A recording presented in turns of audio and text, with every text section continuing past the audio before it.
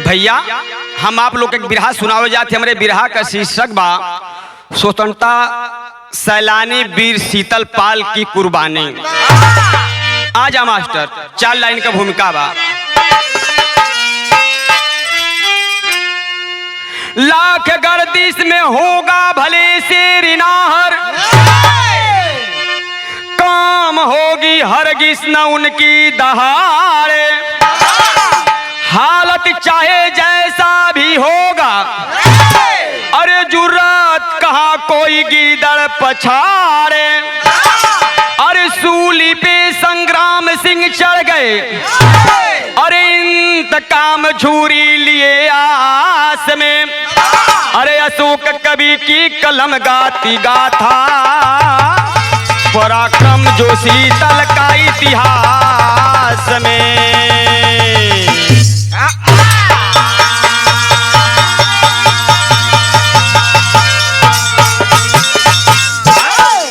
Master इतना 4 line का भूमिका रहल, लेकिन आजा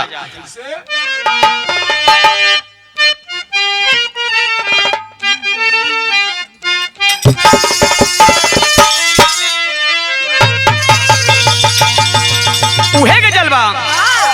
काबे में तेरा जलवा, काशी में नजारा है।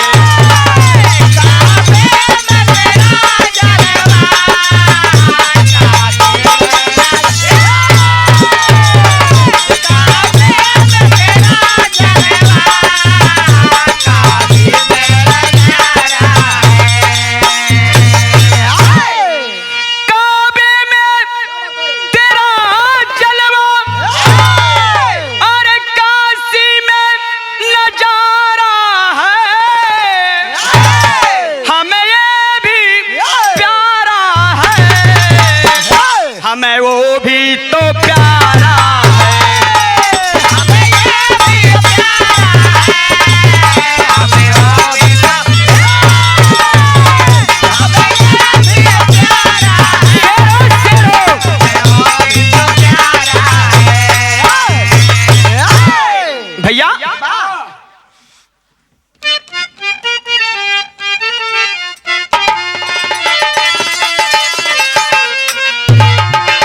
अरे वादी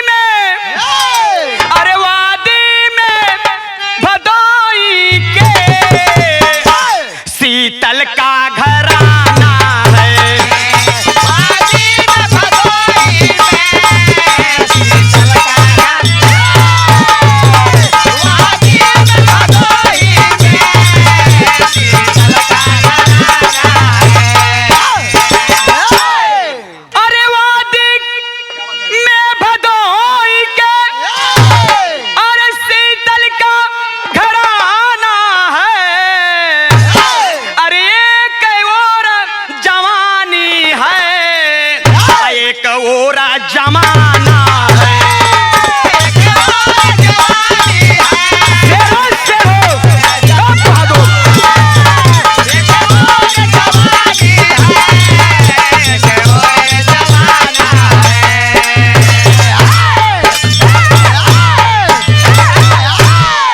वादी में भदोई के शीतल का घराना, एक और जवानी है और एक और जवाना है। आगे आजा मास्टर।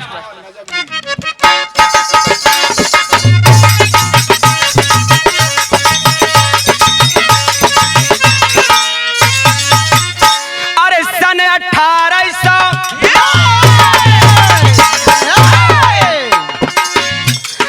1857 का एक हिस्सा था।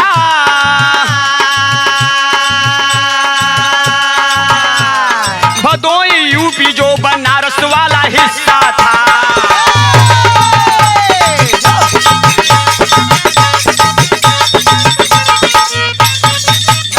अरे ग्राम गणेश रायपुर,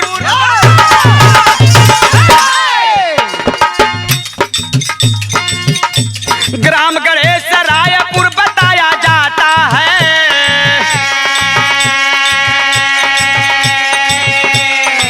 अब पाली खेत ब्लॉक ज्ञानपुर में आता है।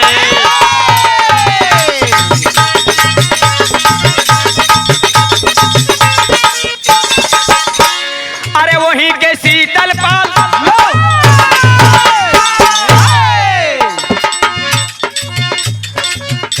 वही के शीतल पाल कुश्ती का लड़ाका था।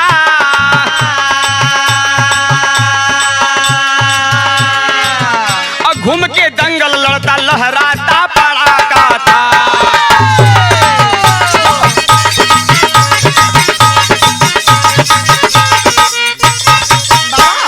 अरे ग्राम, अरे माता शांति,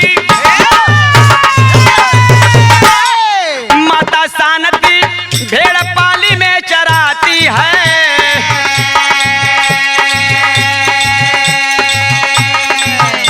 नील की खेती अंग्रेजों की भेड़ खाती है।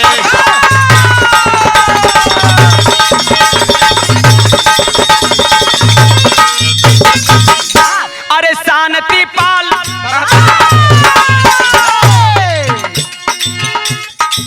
और शांति पाल भेद शीतल से छिपाई है।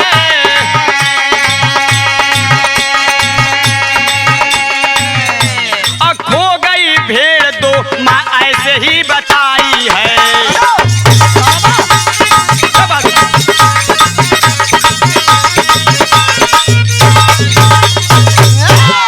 भैया पहले बात के समझ ला, भदोई जिला के बात बा। पाली खेत ब्लॉक ज्ञानपुर, ए भैया, और वही पाली खेत ब्लॉक ज्ञानपुर के शीतल पाल रहलन, जौने की उनके माता जी के नाम बतावल जला शांति पाल। बाबूजी स्वर्गवासी हो चुकल रहलन भैया। माई शीतल पाल के लेके और इतने ना 2-4-10 ठे भेड़ रख के जिए खाए का आधार बनौले रहलिन। और माई भेड़ जब लेके निकले बिनावे चरावे बदे तो इधर उधर न जा, वही पाली कहे का मतलब कि गौवा के अगल बगल वही गोइडवा लेके चरावे। और एक दिन नील वाले खेत में, पाली खेत ब्लॉक ज्ञानपुर में जो बाबू वहां अंग्रेज नील के खेती करें, और वही ठेन के शीतल पाल रहलन। संजोग एक दिन के इतना खराब कि महतारी भेड़ लेके जब गौवा के गोइडवा गईलिन तो भेड़ जाके नील वाले खेत में पड़ गईलिन। लेकिन शीतल पाल रोज माई दिन भर भेड़ चरावे तो संझा के भेड़ का गिनती करें। अब वो दिन भेड़ गिनलन, भेड़ 2 ठे कम हो गईलिन। और जब भेड़ 2 ठे कम हो गईलिन तो कहलन कि माई माई भेड़िया आज 2 ठे कम है माई। महतारी कहलिन कि हाँ रे लाल, भेड़िया पता नहीं चरावत ली गौवा के गोइडवा कहाँ 2 ठे चल गईलिन लौकलिन। माई भेद के छिपा देलिन। माई नहीं कहलिन कि ए लाल भेड़ तो अंग्रेज उठा लगेलन, इतना ना हमें कोड़ा भी बरसौले बान। माई बतिया छिपा के रख देलिन, लेकिन जब माई छिपा देलिन तो यहाँ तर्ज बदल गल।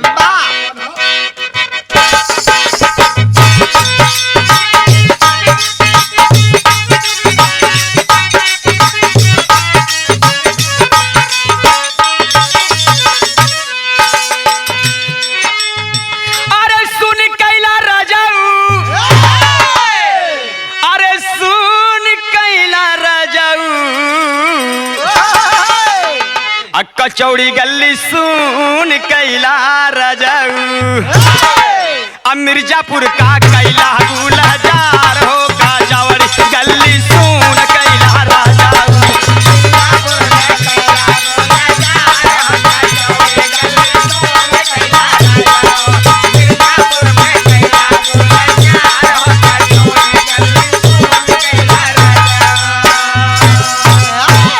इत धुन तरजबा, लेकिन आजा गाना के भाव में। अरे माई का प्यार होला गजब, कि माई का प्यार होला गजब, कि माई का प्यार होला गजब। अचारा में ममता दुलार होगी, माई का प्यार होला गजब, दुलार होगी।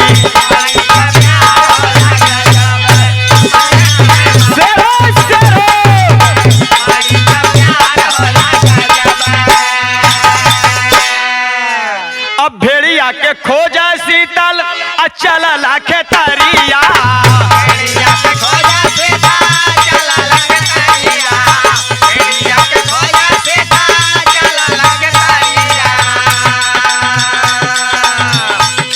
खोज तक अला झूरी ठाकुर के बकरिया,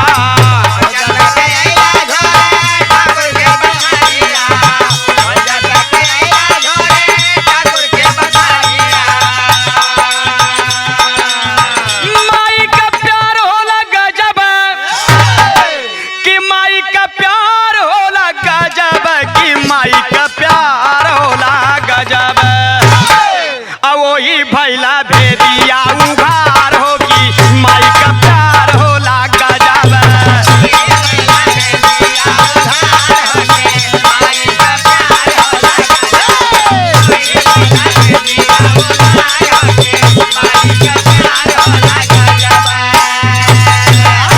भैया यहाँ तो माई छिपा के बतिया के रखलिन, लेकिन संझा के हो जब भेड़ कम हो गई और शीतल गौवा के गोइड़े निकल गल। जे जहाँ जौने हालत में मिला कहलस की चाची हमार भेड़ कत्तो लौकली न दूठे, का नारे शीतल भेड़ तीधर ना लौकलीन है बाबा, और आगे बढ़े। माई बहन जे जहाँ मिले बच्ची हमार भेड़ देख लुआ इधर, का ना भैया इधर भेड़ तो ना लौकलीन है बाबा, लेकिन संजोग धीरे धीरे आगे जब बढ़लन तो झूरी सिंह के द्वारे पहुंच गईलन। और जब दुआरवा पर शीतल पाल पहुंचलन तो कहलन की चच्चा पाल लगी, कहलन की चच्चा पाल लगी। तो झूरी कहलन के अरे शीतल अरे बच्ची कैसे अइला?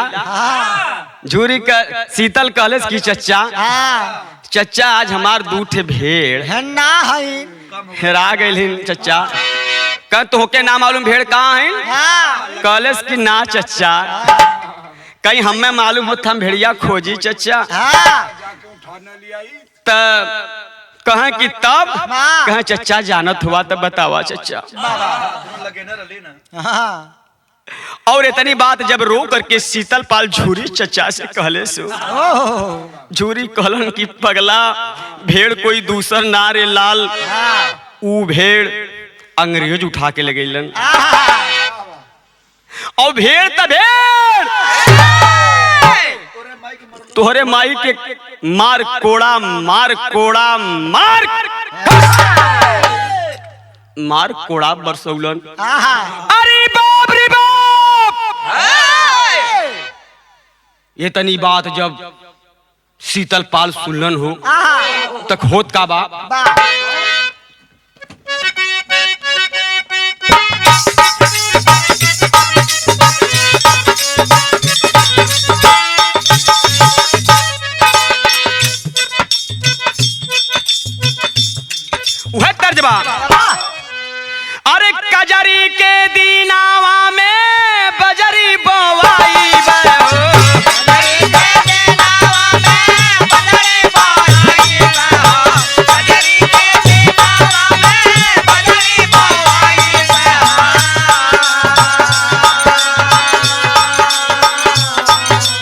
सैया से साइया से दुल्हा से चिरैया कई सवारिया रे।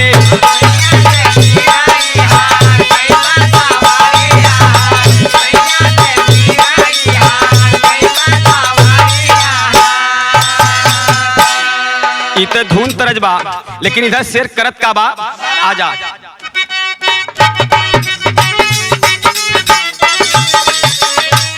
अरे शीतल के देहिया में लागल अगिनिया हो।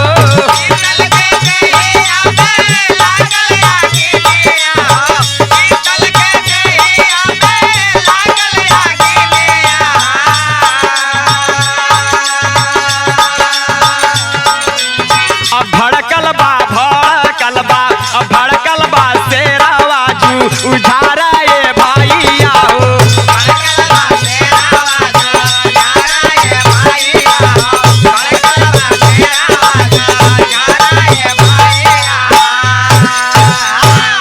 भैया शीतल पाल के दहिया में आग न लग गई हो, लेकिन शेर करत का बा। आजा वह ले रही।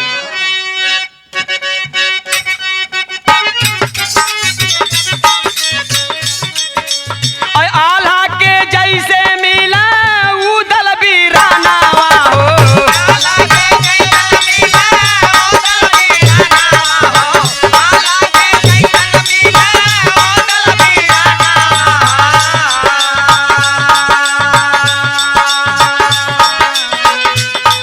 झूरी शीतल एक, अरे झूरी शीतल एक तारा ये भैया हो।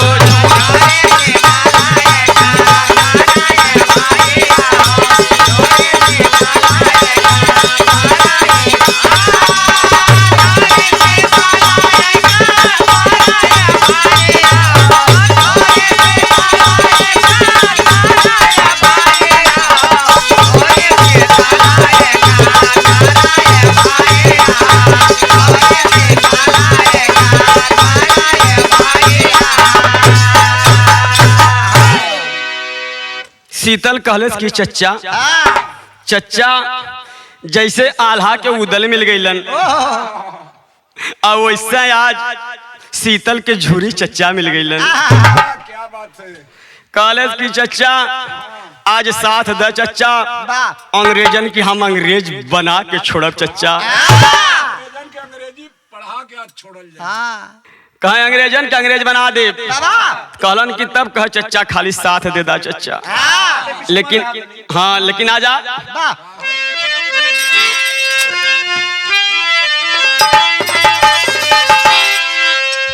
अरे मोरे राम,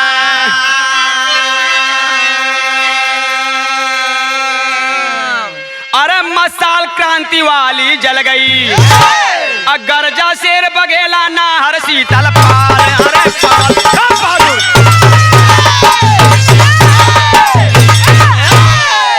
गर्जा शेर बघेला नाहर शीतल पाल मसाल क्रांति। शेर यहाँ एकदम तैयारी में बा, लेकिन यहाँ तर्ज बदल गई।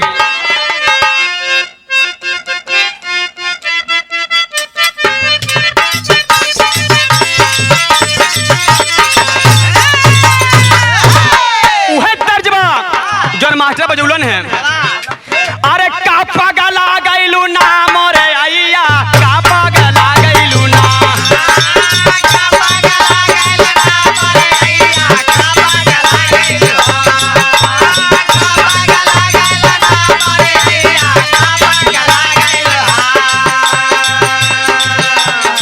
हम त खुदा रहिला बाबा रहिया, हम त खुदा रहिला बाबा रहिया, अइया का पगला गइलू।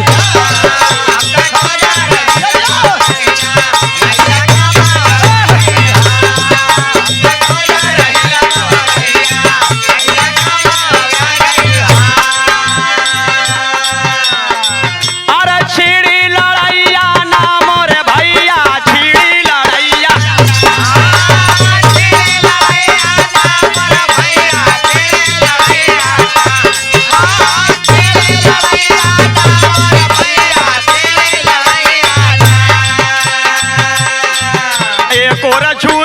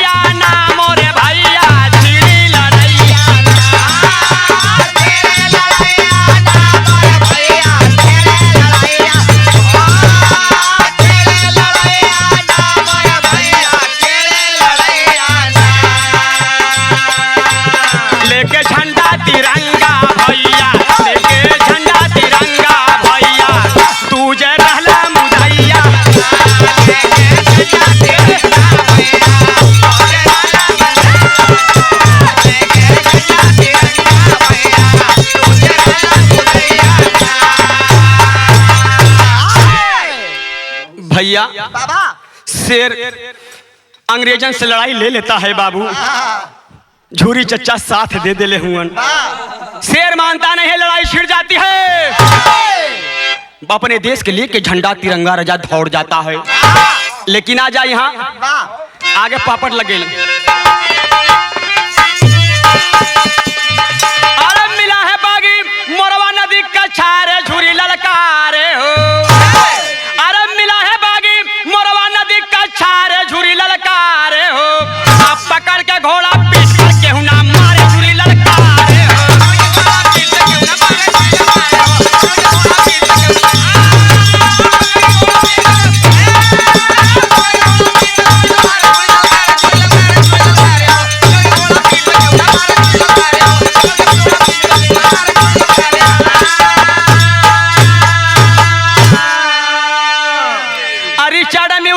पटक के अरे शीतल टांग पकड़ के फारे हो, अब बागी का लाश वही अरे नदी में पवारे हो, और भारत माता के गुजो जो जो कोरो झूरी ललकारे हो, अब पकड़ के घोड़ा पीठ पर कोई ना हमारे झूरी ललकारे हो।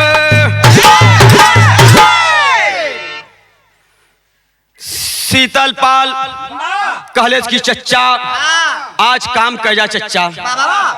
झूरी कहलन की बोल शीतल बोल, आज भरपूर मदद तुहार करब शीतल। शीतल कहलेस की चच्चा,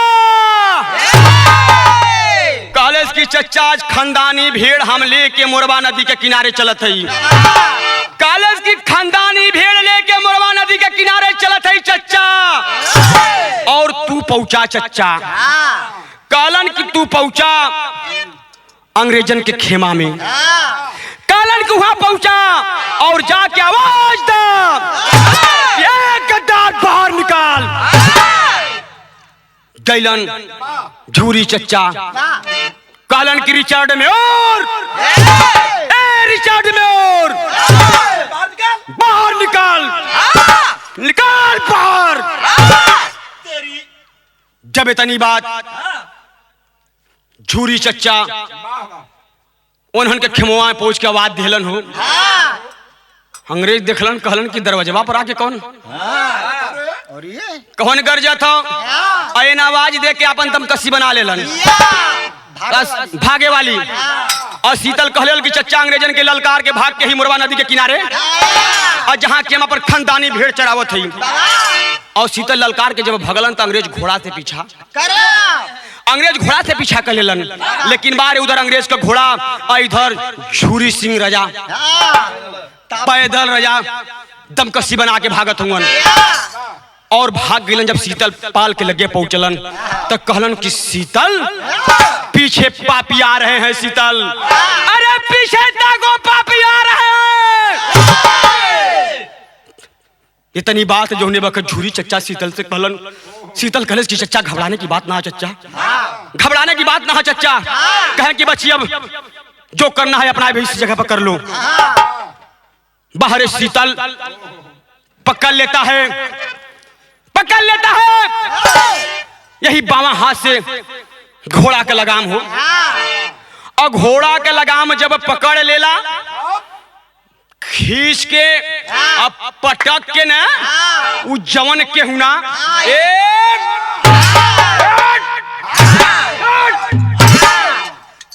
देहले से मन बना के केहुना, और जब लगल घोड़ा के केहुना ना लगल ही नहीं आए, कहले कि यह हिंदुस्तान हो, हाँ इस शेरन का माटी हो। ओके समझ में आ गल कि भारत देश हमार क्या देश होता है। दुइये केहुना में ओके हिंदुस्तान अपन भारत देश याद आवे लगल, लगल दिखाए वही मोरवा नदी के किनारे। और जब ये घोड़ा के लगल दिखाए तब शीतल कहले कि चच्चा इसका क्या होगा चच्चा। कहलन झूरी चच्चा के अरे पगला अब ही पूछत हुए, चढ़ा दे जंघा पर जंघा। कहलन चढ़ा जंघा पर जंघा। फटाक से शीतल पाल उनके दहिना जंघा पर अपन जंघा पैर जमा देता है और जमौले के बाद बाबू फटाक से बामा पैर पकड़ लेता है और पकड़ने के बाद इतना ना बाबू फटाक से ऊपर खींच देता है और जब खींच देता है बाहर एक कुदरत का देन ऊपर के हाथ में ले लेता है। दूठ हो गइलन मम्मा, दूठ हो गइलन मम्मा, फाट गई ना, फाड़ गइलन कि फाड़ के अलग कर दिया बाहर से। और जब फाड़ देले तब शीतल पाल फिर कहले कि चचा अब का हुई। तब झुरी चचा कलन की पवार दे अपने यही मुरवा नदी में अपने देश का गिद्ध कौआ खइयन फेंक दो इसी नदी में। नदी में फेंक देता है बाबू, लेकिन आवा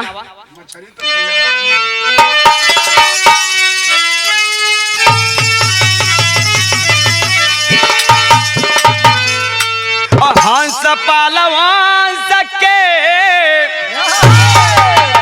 अब बहादुर शीतल से रवाया भैया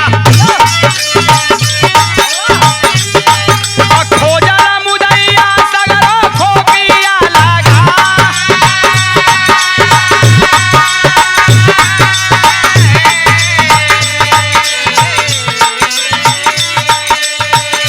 एक दिन शीतल पाल अकाला भोजनवा भैया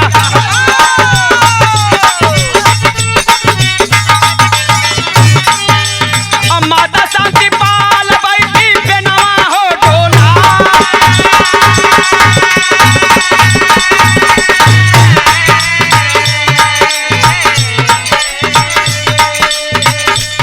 तब तक आए गईली गोरिला सकरिया भैया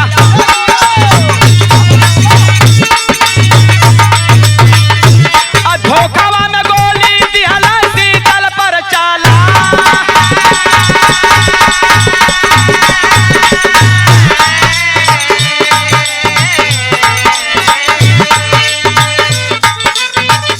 देश भक्त देशवा के गिरल जमीनिया भैया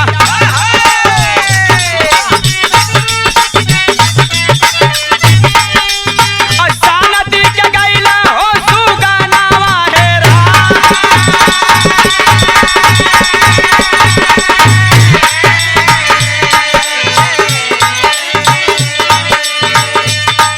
हाथ में मसाल लेके शानती से रिया भैया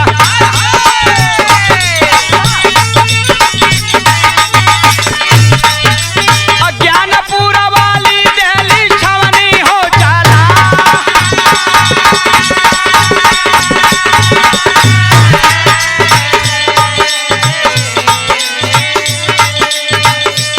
वो नहू के पापी ले अल्ली हला परनवा भैया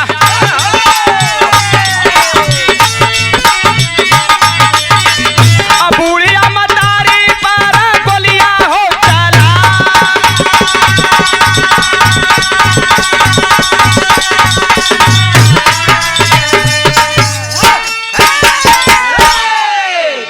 पहले बात के समझ ला बाबू, हंस पाल वंश के बहादुर शीतल शेर रहल बाबू और जौने वक्त काम कैलन गोरी चमड़ी वाले बाबू खोपिया लगा के लगलन शीतल पाल के खोज। अभी संदेश माई तक पहुंच गई। माई तक जब पहुंचल तो माई के डर हो लगल कि एक तब पति दे हमार स्वर्गवासी एक खेलाल के लेके 4 ठे भेड़ जिया के हम अपन पेट पर्दा चलावत है। आज अंग्रेज पहिया तो हमरे लाल के छोड़ी हैं। ये डाउट माई के हो गई। अब एक दिन संजोग से महतारी भोजन बनौली। अब भोजन बनौले हैं और शीतल पाल जब द्वारे पर पहुंचल तब माई कहलिन कि शीतल शीतल शीतल कहलस कि माई लगवा है माई, हम आपके लगवा है माई। तो कहलिन कि बचवा खाना खाला, खाना खाला लाल। शीतल कहलस कि माई का बनौले हो।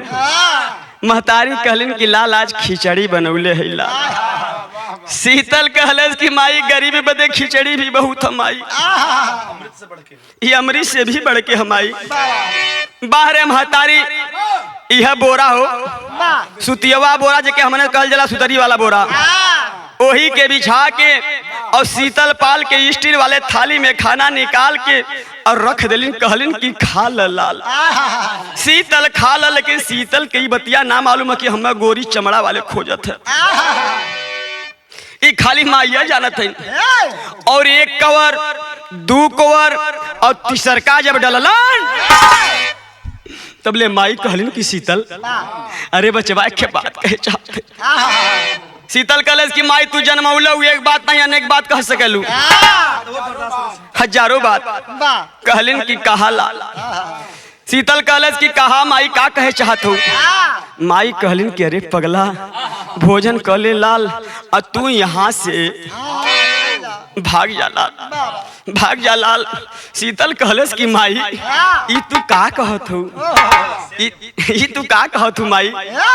अरे जवाना लड़का लड़की पैदा करला माई अपने दुख और सुख बदे, तू पैदा करके बुढ़ौती में भगावत हूँ हमें। ऐसन कभो ना होई माई, ऐसन कभो ना होई।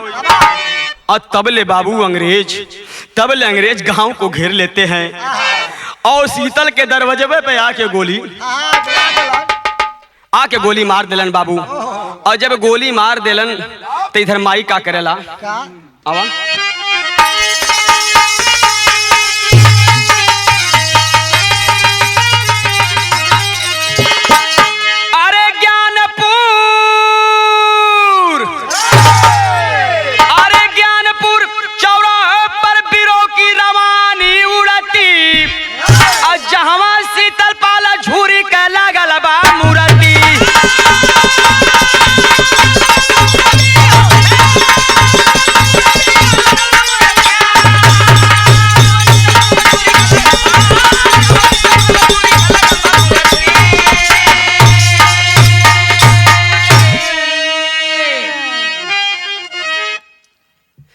शीतल पाल का जहां आज बाटा घराना हो, अब बाहुबल पर रोक दिया अरे अंग्रेजों का जमाना हो। अरे गाथा कवियों की कलमिया गवाही करती और जहां शीतल पाल झूरी का लागल बा मूर्ति।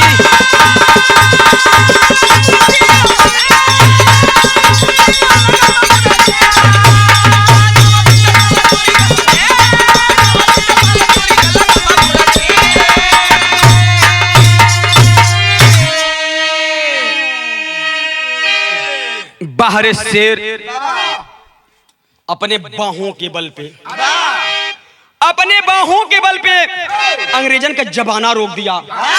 आज भी ज्ञानपुर चौराहे पर बाबू आप देखेंगे तो शीतल पाल और झूरी चच्चा का आज भी मूर्ति कायम है बाबू। हमहन का बिरहा समाप्त भइल। अब गुरु घराने का परिचय बताइए। गुरु बिहारी गुरु गणेश चंद्रिका स्वर्ग सिधारे, राजू रागीर अरे कभी केसो बगिया तेरे सहारे हो।